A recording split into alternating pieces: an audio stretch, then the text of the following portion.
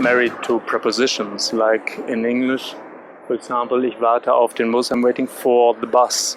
There's no real reason for, as this auf also doesn't mean on the bus, like literally sitting on it. They don't have any meanings, these prepositions. In this case, it is good to know which one belongs to the verb and also what case they use. You can see here auf requires the accusative. So let's take a look at the cases first, and then I will show you a technique how to learn them.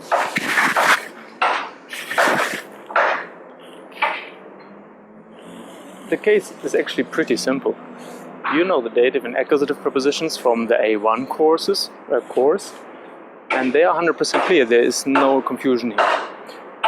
With the two-way prepositions, so far you have learned to distinguish them with the help of the questions wo, where, and wohin, where to. But unfortunately, if auf doesn't mean locally sitting on something or being on something, these questions don't work. So what do I do here? The good news is you've read it already. 95% of the two-way prepositions that belong to a verb take the accusative. So all you've got to do is to learn the rest, the 5% that take the dative. You will find a complete list in the material, and I think that job can be done in an hour. So now let me show you how to learn these.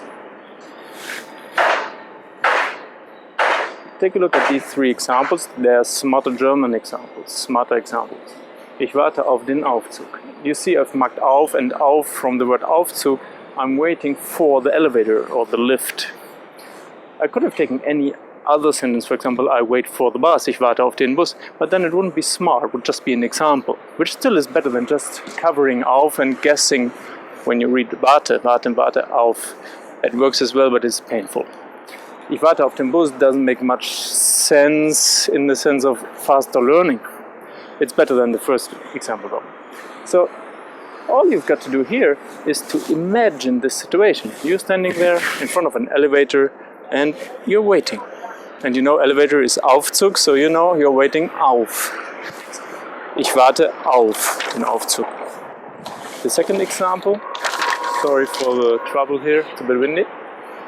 Anne denkt an ihre Anwaltskarriere. So Anne is thinking of a career as a lawyer. So what I see is a woman or a young woman studying, like normal clothes, not like this yet. And she's standing there and she's thinking, and you see the thinking bubble above her head, and you see her as a lawyer. However, you imagine that maybe she's wearing a nice suit and also having some laws in her hand, or next to it Justitia. Yeah. So this is one way to do that. And you see Anwalt, you remember Anne and Anwalt, but of course you have to remember denken and Anwalt, because thinking at something or of something is denken an.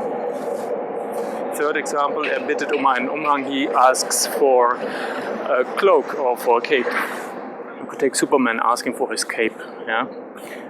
So Umhang contains the preposition I have to learn, I have to associate with bitten. So next time you hear the word asking for something, you remember, oh, that was the cape, the Umhang.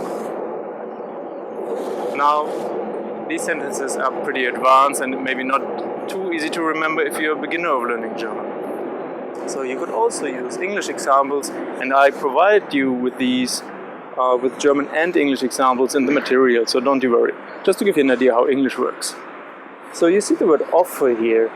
Offer, I mark off, and off sounds to me like auf. So you could also think, ich warte, I'm waiting for the offer. Yeah. So you associate waiting with offer, warten auf. That works the same. Another example is analyst. So Anne thinks of her career as an analyst. Another thing, she thinks of her analyst if she has one. The last one is lumberjack, and you see in the there's an here. That works as well. It doesn't sound too much like but it should be fine. So the lumberjack asks for a cape, for example, or the lumberjacks ask for a piece of lumber. I don't know if that exists. So you could also use English examples and you will be provided with them. This is actually it. And just to summarize the advantages of this technique. First of all, they are as good as any other example you find in the internet or wherever. So there's no loss here. Better learn these because they have built-in clues for the preposition. You have a double clue. You have the preposition and the clue in the keyword. And they are really concrete images, so you can absolutely clearly imagine these, and you might know by now that imagination is king. You learn much faster when you can use your fantasy. This is it. I hope it helps you. Practice it a bit in the material and also learn the verbs with prepositions, especially those that take the dative.